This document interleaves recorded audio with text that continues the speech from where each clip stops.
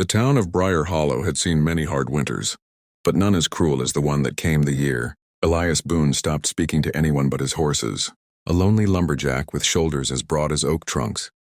Elias lived in a cabin deep in the pine forests beyond the river.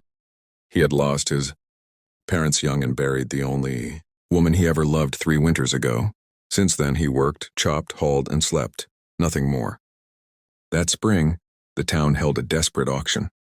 Drought had ruined crops, debts had mounted, and cruel men with ledgers came to collect. Livestock, tools, even heirlooms were dragged to the square. Elias only came to sell timber and buy salt. He stood at the edge of the crowd, hat low, hands rough and silent. Then the murmuring changed. 2 men hauled a thin woman onto the wooden platform. A burlap sack covered her head, tied tight at the neck. Her wrists were bound. She wore a faded blue dress torn at the hem. The auctioneer cleared his throat but did not meet her eyes. "Unclaimed debtor," he muttered. "No family to pay. $2 to cover paperwork and transport." The crowd shifted uncomfortably. Buying tools was one thing. Buying a person, even in a town rotting with poverty, felt different. No one stepped forward. $2, the auctioneer repeated. Elias felt something twist in his chest. He didn't know why. Maybe it was the way she stood, straight-backed despite the sack, as if refusing to bend even unseen. "I'll pay," Elias said quietly. Coins clinked into the tin plate. $2. The rope was cut from her wrists and she stumbled forward. Elias removed the sack slowly. The woman blinked in the sunlight. Her hair, dark as river mud, tumbled around her shoulders. A bruise colored her cheekbone purple and yellow. But her eyes were fierce. Not broken, not pleading, alive. "What's your name?" Elias asked gruffly. She swallowed. Her voice was hoarse but steady. "Marries."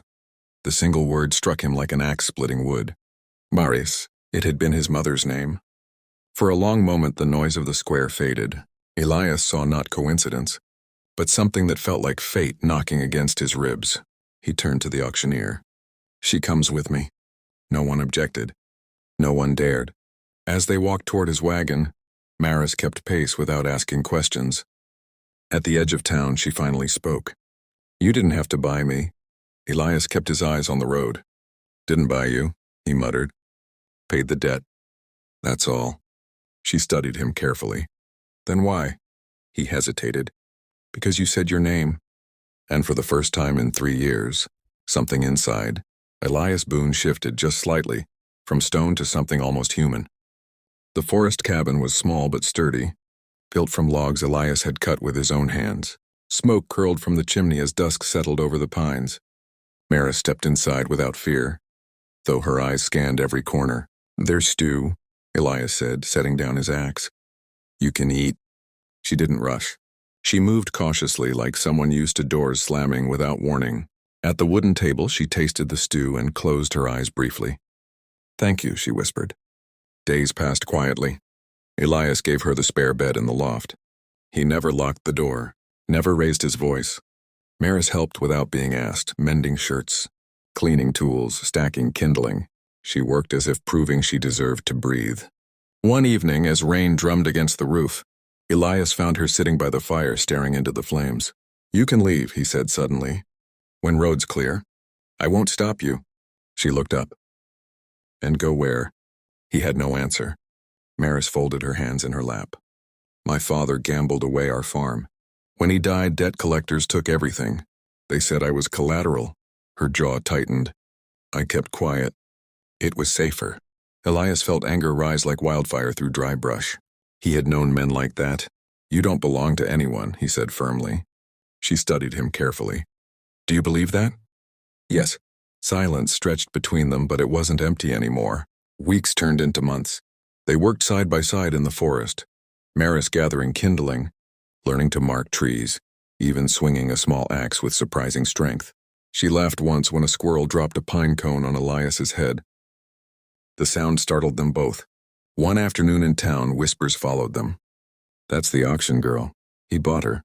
Elias's fist clenched, but Marries touched his arm gently. "Let them talk," she murmured.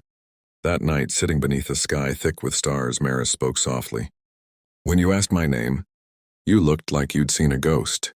"My mother," Elias admitted. "Her name was Marries. She absorbed that quietly. Maybe names find where they're needed. He looked at her then, not as someone he'd rescued, not as a burden, but as a woman who had survived. I don't want you here because I paid $2, he said roughly. I want you here because, when you said your name, it felt like something starting, not ending. Marris's breath caught. Elias, she whispered, if I stay, it won't be as a debt. He nodded. Then stay because you choose to. And for the first time she smiled without. Summer ripened the forest in gold and green. The cabin no longer felt hollow. Laughter lived in its walls. Marries planted wildflowers near the doorway. Elias carved her a wooden comb from maple. But Briar Hollow had long memories. One morning, 3 men rode up the dirt path. One of them, the auctioneer's clerk, held a folded paper. She was sold improperly, he announced. Paperwork error. She's to be returned for re-auction. Marries went pale but did not step back. Elias moved in front of her. She's not property, he said coldly. Town law says otherwise. The forest seemed to hold its breath. Marries stepped forward before Elias could speak again. My name is Marries Boone, she said clearly. The men frowned. Boone? She lifted her chin. We were married last week. Pastor Caldwell witnessed it. You can check your precious paperwork. Elias blinked in surprise, but only for a heartbeat. Then he understood. Last week they had stood quietly in the small wooden church. No grand speeches, no crowd. Just vows spoken steady and sure. I marry you, Elias had said, voice thick, because you are free. And I choose you. And I marry you, she had replied, because you saw me when no one else did. Now she held his hand openly. The clerk sputtered. Married women could not be auctioned for prior debts. It was an ugly loophole in an uglier system, but it worked. The men left in frustration. When the dust settled, Elias turned to her slowly. You told them. You told me first, she replied softly. He exhaled, tension draining away. You didn't have to marry me to be safe. Marries stepped closer. I didn't marry you to be safe, she said. I married you because the day you paid $2, you gave me back something worth more. What? My name. He swallowed hard. The forest wind rustled the trees like quiet applause. Elias wrapped his arms around her, not as a rescuer, not as an owner, but as a husband. $2 had bought nothing, but one spoken name had built everything. And in the heart of Briar Hollow's dark woods, a lonely lumberjack was lonely no more.